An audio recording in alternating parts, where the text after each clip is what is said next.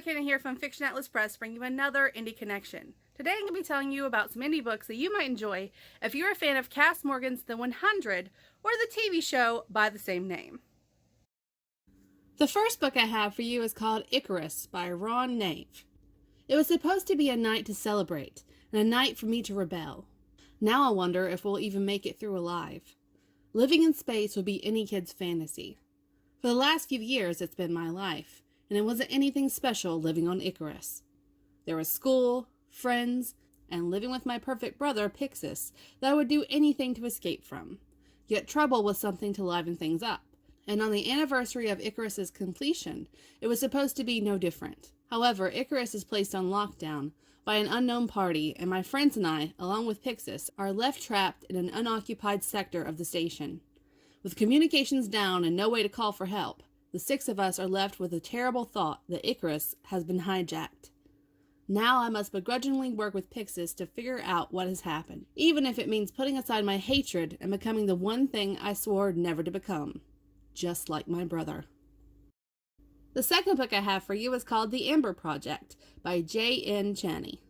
200 years after the world ends, their future begins. In 2157, a mysterious gas known as variant spreads across the globe, killing or mutating most organic life.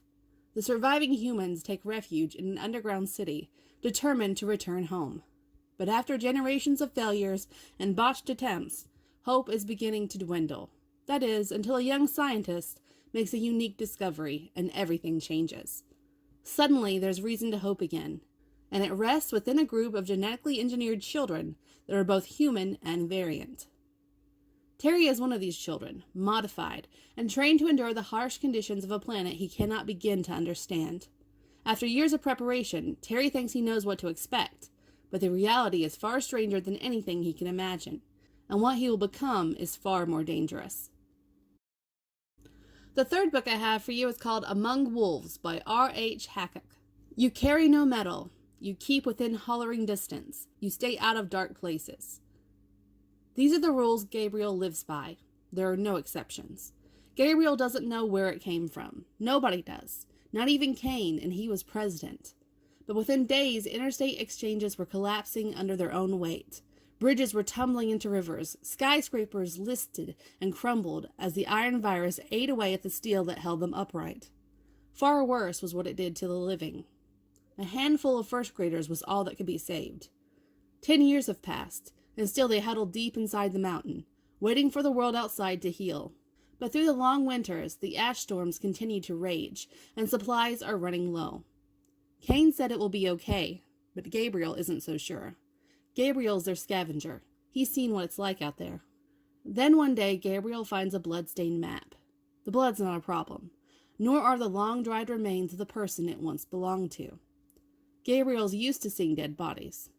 There's worse waiting in any Walmart or Piggly Wiggly you care to wander into, except this one he recognizes, and it shouldn't be all the way out here. Now all Gabriel can think is how he's going to make it back to the bunker to let the others know what he's found. But the map Gabriel stumbled on is the key to a secret, one that has lain buried for a decade. Gabriel's about to learn that inside the mountain, not everything is as it seems, and if he can't get Mags and the others out, a fate worse than death awaits them all. And the last book I have for you is called Flow by Claire Littlemore. A world in tatters, a society where rebellion is not tolerated, a girl desperate to discover the truth. 16-year-old Quinn lives in the Beck, a savior society. Her community has risen from the ruins of a land shattered by Mother Nature, but Beck law is tough. Quinn knows that the rules must be followed in order to sustain life in a place where floodwaters constantly threaten existence.